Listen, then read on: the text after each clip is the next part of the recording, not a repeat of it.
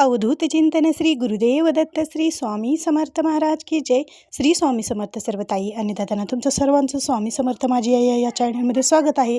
आजचा दिवस स्वामी महाराजांच्या कृपेने तुमचा सुखाचा आणि आनंदाचा जावो हीच स्वामीचरणी प्रार्थना करून आजच्या नवीन व्हिडिओला नवीन सेवेला सुरुवात करूया। तर बघा, आज खूप छान अशी स्वामी महाराजांची सेवा मी तुमच्याशी शेअर करणार आहे। बघा, ही सेवा पण खूप छान सेवा आहे। तसं बघायला गेलं तर स्वामी महाराजांच्या प्रत्येक सेवा ह्या सर्वश्रेष्ठ सेवा आहेत आणि महत्त्वाच्या आहेत। आणि स्वामी महाराजांच्या गुरुमाऊलींनी सांगितलेल्या स्वामी महाराजांच्या ह्याच्या ज्या काही सेवा आहेत त्या आपण अंतःकरणाने श्रद्धायुक्त आणि विश्वास ठेवून जी सेवा करतो ती सेवा पूर्ण होते म्हणजे होते, त्याचं फळ आपल्याला मिळतं म्हणजे मिळतं। इतकी छान अशा ह्या स्वामी महाराजांच्या सेवा आहेत। तर आता प्रत्येक व्हिडिओमध्ये मी तुम्हाला वेगवेगळ्या स्वामी महाराजांच्या सेवा सांगत असते, अनुभव सांगत असते। तर त्यातीलच 3 दिवसाचीच फक्त 3 गुरुवारी करावायची ही सेवा आज मी तुमच्याशी शेअर करणार आहे। बघा, खूप म्हणजे खूप छान अशी ही सेवा आहे। ही सेवा जर केली तर तुम्हाला 3 दिवसात अनुभवसुद्धा येईल। कारण मला सुद्धा स्वामी महाराजांच्या सेवेचा 3च दिवसात अनुभव आलेला होता। म्हणूनच मी प्रत्येक माझ्या व्हिडिओच्या थंबनेलला म्हणते की 3 दिवसात अनुभव येईल, 3 तासात अनुभव येईल किंवा 24 तासाच्या आत अनुभव येईल असं म्हणत असते। पण बघा, जो कोणी विश्वास ठेवून स्वामी महाराजांवर विश्वास ठेवून ज्याचं अंतःकरण शुद्ध असतं आणि जे मनाने खूप म्हणजे जो कोणी इतरांचा चांगला विचार करतो त्याचं कधीही वाईट होत नाही। आणि जो विश्वास ठेवून स्वामी महाराजांची सेवा करतो त्याला सेवेची प्रचितीही येते म्हणजेच येते। आता बघा, स्वामी महाराजांची सेवा विश्वास ठेवून केली, श्रद्धा ठेवून केली, फळ मिळतं असं नाही।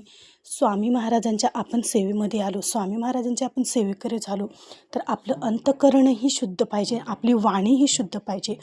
आपल्यासोबत कोणी कसं का वागणं, पण आपण इतरांसोबत चांगलंच वागलं पाहिजे। आता बघा, प्रत्येक व्यक्ती आपल्या मनासारखंच वागेल असं नाही, कोणी आपल्या मनाविरुद्धसुद्धा वागतं, पण त्याला उत्तर प्रत्यक्ष परमेश्वर देत असतो। त्याच्यामुळे आपण आपलं कार्य करत राहायचं आणि आपली सेवा चांगली करत राहायची। इतरांबद्दल आपल्या मनात वाईट बोलायचं नाही, आपल्या मुखातून कोणाबद्दल वाईट शब्द काढायचे नाहीत। जेवढं आपण चांगलं वागू तेवढंच आपल्यासाठी चांगलं असतं आणि आपले जे काही कर्म आहेत, भोग आहेत, त्यानुसार आपल्याला सेवेचं फळ मिळत असतं। कोणाला लवकर मिळतं, कोणाला उशिरा मिळतं। मी असं म्हणत नाही की मला लवकर मिळतं, मला पण खूप खूप उशिरा मिळतं, मला पण खूप सेवा कराव्या लागतात। कधी कोणत्या सेवेचा अनुभव येतो पण कधी कोणत्या सेवेचा अनुभव येत पण नाही। कारण माझे काही तर कर्म असतील, गेल्या जन्माचे असते, जन्मांतराचे काही कर्म असतील, त्याच्यामुळे मला अनुभव लवकर येत नसेल किंवा काहीतरी माझ्या हातून काहीतरी चांगलं झाले असेल त्याच्यामुळे कधी तर अनुभव मला लवकर येत असेल असं असतं। त्याच्यामुळे आपण फक्त श्रद्धा ठेवून विश्वास ठेवून सेवा करायची आणि एकदम शांत मनानं आणि चांगल्या विचारानं आपण स्वामी महाराजांची सेवा कर। इकडं आपण भरपूर पूजापाठ करणार आणि इकडं आपल्यामुळे जर कुणाचं मन दुखावलं असेल, आपल्यामुळे जर कोणाला त्रास झालेला असेल तर त्या पूजेला काहीही अर्थ नसतो, एवढं लक्षात घ्यायचं आहे। तर बघा, चला, तर आता ही सेवा आपण खूप साऱ्या सेवा करत असतो आणि त्या सेवेचे वेगवेगळे अनुभव पण आपल्याला येत असतात। पण ज्या ताईंना दररोज स्वामी महाराजांची सेवा करणं शक्यच होत नाही, पूजापाठ करणं शक्यच होत नाही, तर त्यांनी आठवड्यातून फक्त गुरुवारी ही सेवा करायची आहे। प्रत्येक गुरुवारी आपल्याला म्हणजे प्रत्येक गुरुवारी किंवा दररोज स्वामी महाराजांची सेवा करणं शक्य होत नाही। तर आठवड्यातून फक्त एकाच गुरुवारी म्हणजे आठवड्यातला फक्त गुरुवार आपल्याला ही सेवा करायची आहे आणि ही सेवा म्हणजेच 3 गुरुवारची सेवा आहे। तर ही सेवा सुरुवात ज्यावेळेस आपल्याला करायची असते, आता बऱ्याच वेळेस सुरुवात कधी करावी असे पण प्रश्न येत असतात, तर या सेवेला आपल्याला गुरुवारीच सुरुवात करायची असते। पहिल्या गुरुवारी आपल्याला घरात स्वामी महाराजांची मूर्ती किंवा दत्त महाराजांची मूर्ती असेल तर त्याचा पंचोपचारी पद्धतीने अभिषेक करायचा आहे। आणि देवघरातच तुम्ही वेगळी पूजा मांडावी का किंवा देवघरातच मांडावी का असं पण बऱ्याच ताईंचे प्रश्न येतात। तर तुम्ही वेगळी चौरंगावर देवघराच्या बाजूला जर जागा असेल तर तुम्ही सेपरेट चौरंगावर पूजा मांडणी करू शकतात। जर जागा नसेल तर तुम्ही देवघरातच जिथं स्वामी महाराजांची मूर्ती आहे, दत्त महाराजांची मूर्ती आहे, तिथं समोर चौरंग ठेवून त्याच्यावर ग्रंथ ठेवून ही सेवा करू शकतात। आता ही सेवा कशी करायची आहे, तर बघा, ही सेवा करण्यासाठी तुम्हाला गुरुवारी लवकर उठून छान असं उंबऱ्याला हळदीचं लेपन करायचं आहे आणि स्वामी महाराजांचा अभिषेक करायचा, छान अशी पूजा करायची आहे. आणि त्या दिवशी बघा आपण गुरुवारी काय करतो, उपवास धरतो, शाबू खातो, भगर खातो. तर या गुरुवारी तुम्हाला डबल मीठ खायचं नाही. दिवसभर तुम्हाला उपवास करायचा आहे आणि रात्री तुम्हाला हा गुरुवार सोडायचा आहे. तर दिवसभर तुम्ही फलाहार करू शकतात. बघा, केळी खा, सफरचंद खा, दूध केळी खा किंवा गोडाचा काहीही पदार्थ खावा, म्हणजे उपवासाचा जो असतो. पण शाबू, भगर याच्यामध्ये मीठ टाकलेला पदार्थ तुम्हाला खायचा नाही. असं फलाहार तुम्हाला दिवसभर तुम्ही करू शकतात. आणि संध्याकाळी तुमची सेवा झाल्यानंतर संध्याकाळी जो काही गोडाधोडाचा नैवेद्य केलेला आहे तो स्वामी महाराजांना दाखवून, त्या ग्रंथाला दाखवून नंतर तुम्हाला आरती ती करून सगळ्या घरातल्यांनी तो प्रसाद ग्रहण करायचा आहे आणि तुम्हाला गुरुवार सोडायचा आहे. अशा प्रकारे तुम्हाला हा गुरुवार करायचा आहे. आणि कोणतीही सेवा करताना संकल्पयुक्तच सेवा करायची आहे. आधी संकल्प सोडायचा आहे. तर आपल्याला तर माहिती आहे, केंद्रामध्ये जाऊन नारळ, खडीसाखर, फूल ठेवायचं. घरी आल्यानंतर संकल्प सोडायचा. ही सेवा तुम्ही कशासाठी करणार आहात ती स्वामी महाराजांना, दत्त महाराजांना तुम्हाला सांगायचं आहे. आणि संकल्प सोडूनच सेवेला सुरुवात करायचं आहे. आता सेवा काय करायची, याच्यासाठी स्वामी चरित्र सारामृताची ही पोथी तुमच्याकडे असायला पाहिजे.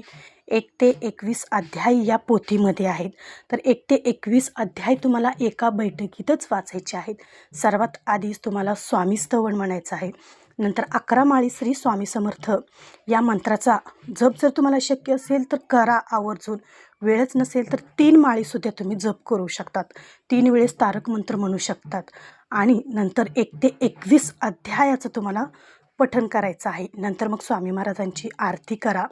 आणि जो काही तुम्ही गोडधोड फलाहार करणार आहे तो सकाळी दाखवा. आणि नंतर संध्याकाळी जे काही तुम्ही स्वयंपाक बनवलेला आहे तो स्वामी महाराजांना दाखवा. अशा प्रकारे. आणि ही सेवा करत असताना तुम्हाला ही 3 गुरुवार तुमचे होईपर्यंत तुम्हाला मांसाहार वर्ज्य करायचा आहे. अन्नसुद्धा तुम्हाला वर्ज्य करायचं आहे. मांसाहार तर कडकडीत वर्ज्य करायचं आहे. आणि अन्न जर तुम्ही खाल्लं तर तुम्हाला बाहेरील लोकांचे, ज्यांचं तुम्ही अन्न खाचाल त्याचे तुम्हाला दोष लागले जातात आणि त्या सेवेचं तुम्हाला फळ मिळत नाही. त्याच्यामुळे कोणतीही सेवा करताना अन्न तुम्हाला वर्ज्य करायचंच आहे. अशा प्रकारे तुम्हाला ही सेवा करायची आहे. आणि बघा, ह्या सेवेचं शेवटच्या गुरुवारी तुम्ही छानसं काहीतरी गोड पदार्थ बनवून तुम्ही शेवटच्या गुरुवारी मंदिरात किंवा केंद्रात, मठामध्ये जाऊन काय तुम्हाला अन्नदान घडेल ते करा. दानपेटीमध्ये काय दक्षिणा टाकायची असेल ते करा. किंवा काही लहान मुलं जीव घालायचे असेल तर तेच करा. तुमच्या यथाशक्तीनुसार तुम्हाला जे काही शक्य होईल त्यानुसार तुम्ही शेवटच्या गुरुवारी करू शकता. अशा प्रकारे तुम्हाला एकदम साधी आणि सोपी सेवा आहे आणि लवकरात लवकर होणारी ही सेवा आहे. आणि या सेवेने तुमची जी काही इच्छा आहे, मनोकामना आहे ती तर पूर्ण होणार, म्हणजे होणारच. 100% काय 101% होणारच. पण ही सेवा करताना फक्त विश्वास ठेवायचा, पॉझिटिव्ह विचार ठेवायचा, नेहमी पॉझिटिव्ह विचार ठेवायचा की हां, ही सेवा मी करत आहे तर माझी इच्छा स्वामी महाराज 100% पूर्ण करणार, म्हणजे करणार. यात काही शंका नाही. कारण जो स्वामी महाराजांची सेवा करतो तिथं अशक्य हे काही राहतच नाही. तिथं अशक्य असलेल्या गोष्टीसुद्धा शक्य होत असतात. तर असा होता आजचा व्हिडिओ. आवडला असेल तर एक लाईक नक्की जरूर करा आणि कमेंटमध्ये श्री स्वामी समर्थ लिहायला विसरू नका.